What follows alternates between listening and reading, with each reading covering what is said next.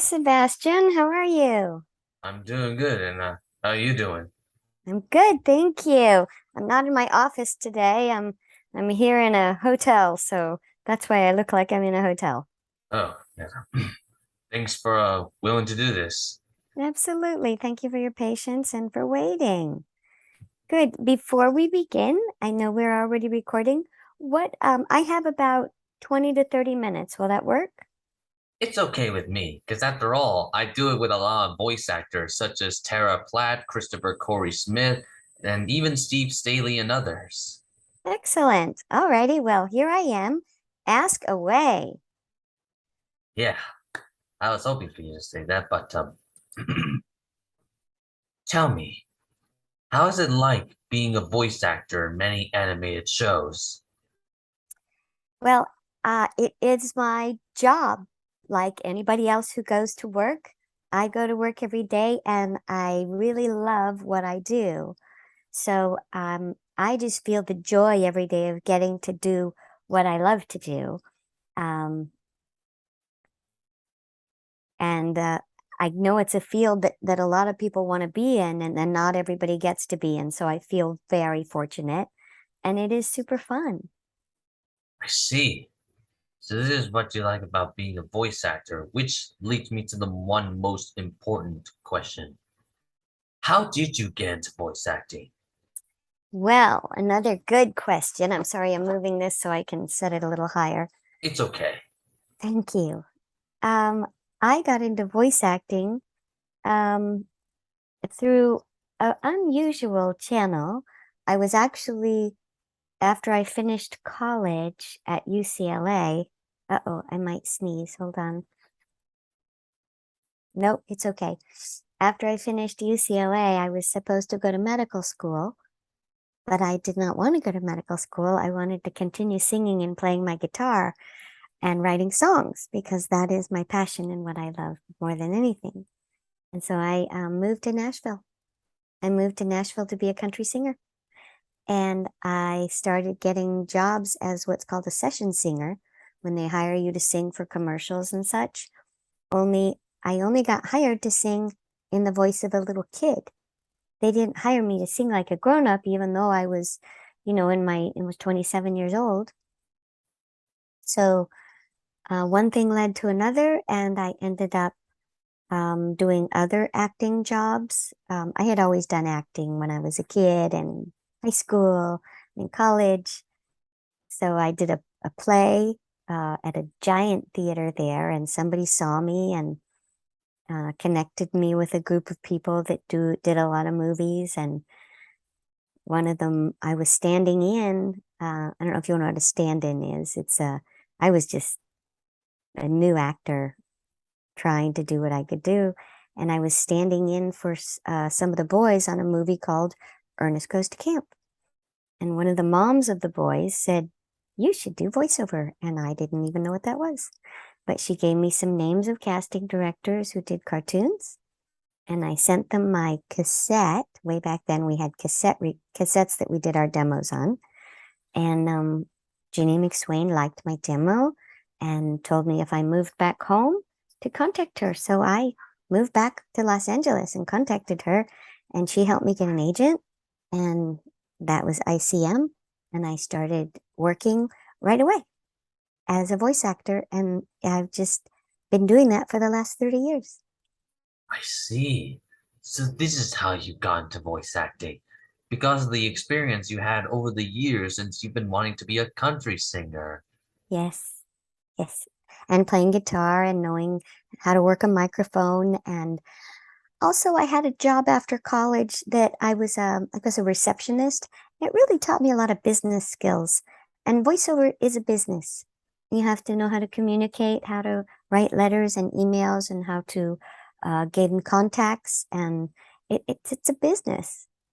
Oh, I see that. Which, anyway, why do you like being a voice actor so much? To what reason? I guess because I keep getting hired and I keep enjoying it. I think we should only do what we enjoy doing. If you're doing something that doesn't give you joy, then you should move on. and it does bring me a great deal of joy. And I guess I'm good at it because I keep getting jobs, and the fans are wonderful, and the community is wonderful. I like the people I get to work with, even though these days it's all virtual. You know, I work from my home studio. Sometimes I'll go into studios, but I'm still by myself. We record alone still now. I Because see. it's fun. Now I'm starting to get the picture of it. I Which mean, I think I like waiting tables too. I waited tables for many years. And if I had to, I'd do that and I'd love it. I like doing things that I like doing. And that's super fun to me, meeting people and helping people, anything where I can feel happiness doing it. Yeah, I'm starting to get the picture. Which, anyway, leads me to the questions about your character, since I pretty much hear all your characters for years, actually. Yeah. Yeah. Which leads me to this, but in the game Crash Bandicoot, what Mhm. was your favorite part about playing the character Coco Bandicoot? Um, I suppose that she's a lot sassy. And I like that sassiness about her, you know, protecting her brother, and everything about her was sort of protecting her brother and family. Leave my brother alone. And they also let me do what I wanted to do. Like I didn't actually have to follow the script. At one point, there was like she got mad, and instead of saying darn it, I said, ah, Derryberries. And I think they left it in. And also the fans at conventions love Coco Bandicoot. A lot of people played that game. So it was energetic and fun. In video games like that, we don't get to work with other people. We're by ourselves. And we're in there for maybe 1 to 3 hours. And that's it. And I'm done. And I don't know what's going on. You give you your line, you do your lines, you move on to the next line. So when you play the game, that's miles past what I've done. I mean, you play the game, you see the picture, you get to interact with it, you see the voices, you experience it. When we record the game, we don't experience that. It's like recording any other cartoon. Oh, I see.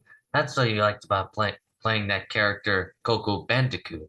Because all I Mm-hmm. know is that a friend of mine who I interviewed with, Lex Lang, who you might Yes. know him as Dr. Yes. Neil Cortez, he once told me Yes. the reasoning why he liked playing Dr. Neil Cortex is because of the things he have done with. Which made me laugh, actually. Because to be honest Because with you, you and him made me laugh a lot. oh, good. Lex is a wonderful person, and his wife Sandy and I had a lot of fun recording JJ the jet plane together. And they love animals, and they're good people. Yeah. What was the biggest thing when playing Zatch Bell in the anime show Zatch Bell? Well, I don't understand the question. What's the biggest thing? The biggest thing when you played Zatch Bell in the anime show Zatch Bell. Probably, um, there's a few things about Zatch Bell. Is when it first came over here to record it and dub it from Japanese, Zatch was naked, and they had to paint that little blue dress on him so they could do the show. And um, I had fun doing that with directed by Jeff Nimoy. And I also played his alter ego, I guess Zeno, is that his name? Yeah, you Um, got that correct. yeah, that was a tough voice to do. Um, and we had fun coming up with a signature laugh. So when I did Zatch's laugh, it was always the same.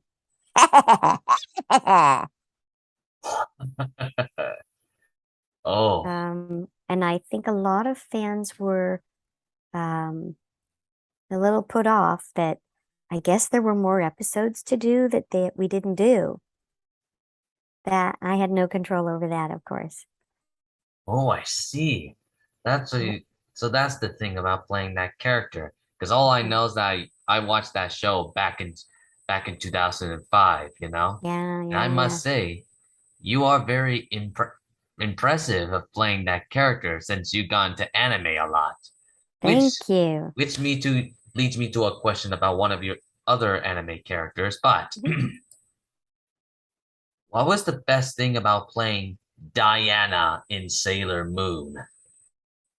I think the best thing was that I don't think I had to audition for it. Susie just called me up and said, "Come on in and do Diana," because she knew I did little kitties and doggies. Um, and the studio was right by my house. So it was so quick to go and do Diana. But I think the best thing is probably the fans. So many people love Sailor Moon that it makes me proud to be part of such a popular project. I'm starting to see that because I've actually seen Sailor Moon actually, and I Yeah, must say you are very impressive at playing that character, especially thank when you got you. to interact with Cindy Fox herself and other Yeah. voice actors, which Well, we of course don't ever see each other. We I don't know. interact. We just the engineer lines our lines up so that the player, I mean the listener hears us talking to each other. But when you're dubbing a show like that, you're all by yourself in the studio. Although Sandy's a friend of mine and I know her and Lex and all the other voice artists very well. Unfortunately, we just cross in the waiting room. Okay, I'm done. See you later. Bye. Good luck. Yeah, I'm starting to notice that. I've always wanted to say this, but this is my childhood favorite. But how is it like playing Jimmy Neutron in Jimmy Neutron? Wow, you always hope for a really big gig that everybody knows. And that, Jimmy Neutron, is the one thing that everybody knows Jimmy Neutron. Kids today and their parents all know Jimmy Neutron. So it spans this huge age range of, 7-year-olds to 50-year-olds. Everybody knows Jimmy Neutron, and it's my voice, and it makes me so happy that I landed a character that so many people know about. And it was a great cast, it was great scripts, it was well advertised, and people loved it. And I think parents were happy to have their kids watch it because it was a safe show to watch. And I got to work with amazing people. Um, all good things about Jimmy Neutron. I have my fingers crossed that maybe one day they'll bring it back. Yeah, that is a simple question to say to everyone. Because to be honest with you, your, your voice of Jimmy Neutron is the first voice I've ever heard from you since I was only 6 years old. Yeah. Ever since then, I've been hearing all of your voices throughout animation for the last few years. But Mm-hmm.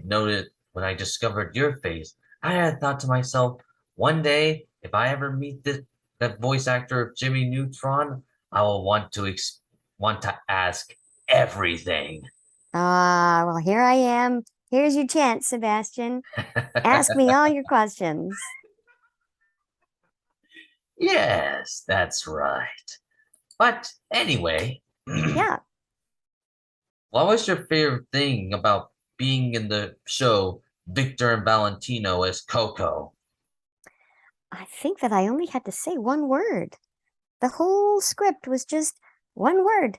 In the audition, I just said cacao, cacao, cacao, cacao, cacao, cacao. Many different ways, but that's all I ever said. And it's interesting to have a whole part where you just say one word. Yeah, I see that. What was the best part about playing Dracula in Monster High?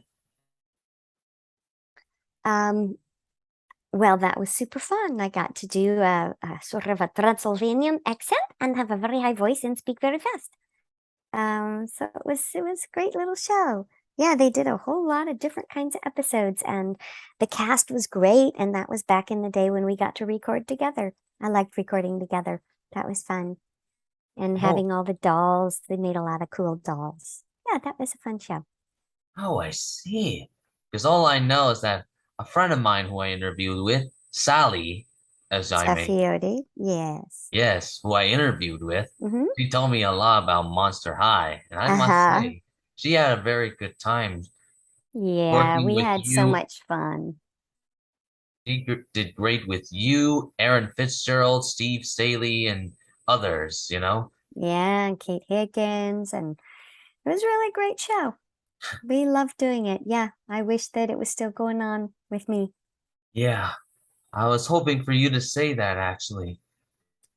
And which, of course, what I've also wanted to ask you this question about this, Mm-hmm. but what makes you so interested about playing the character Nurgle Jr. in Grim Adventures of Billy and Mandy, which also I the second voice I've heard from you since childhood. Ah. Again, this is one of those things in voiceover, Sebastian, where I auditioned for the job, I booked it, and I go in and I record it. So whether I'm interested in it or not is, I don't know, not really here or there. It was an interesting job, and he was sort of a weird little kid. So I gave him sort of a weird little voice, and he was very strange from the center of the world and sort of a loner. And he ended up being pretty popular. And it made me happy that people liked the character I did. But it was a fun show to do because we all got to be together, with Gray and Richard, and super Reg. fun. Yep, yep, yep. Oh, I see. Because all I know is that I've I've actually watched that show Yeah. back when I was only but 6 years old. And I Well, we have must about 2 more minutes. So it's okay. let's get to the part where we ask the last questions. I don't want to miss out on anything that you wanted to ask me. Oh, don't worry, because Okay. this is the best part. But which character has been the most challenging to you in the past and why? Which character's been the most challenging and why? Um, Gosh, they're all so much fun. I think I don't know. What do you think? I Hmm. think well, I do this character named Bridget on F is for Family. Have you watched F is for Family on Netflix? Yes, yes, I do. Yeah, that's one of my favorite shows, and I do a character named Bridget, and she's very naughty and says bad things, and it's super fun to go from doing innocent cartoons that are all G-rated to this 10-year-old who has a potty mouth. So, Oh my. and Tigtone was really fun too. Did you watch Tigtone on Hulu? On Tigtone, I played Helpy. I really liked doing that one. That was a challenging voice. Oh, trust me, man. I know everything about your voices. That's Oh, why I looked up thanks. your information. That's how I got to know you so well. Good. Well, Sebastian, I need to get going, Of but I course. really appreciate you being so patient Of course. with the interview, and thank you for your questions. And I wish you so much luck. Of course. All Thank right. you, Sebastian. All righty. All You right take good then. care. Have a great rest of your evening. You too, Debbie, or which Okay. I prefer as Jimmy Neutron. Ah, got a blast. All right. Bye. Bye.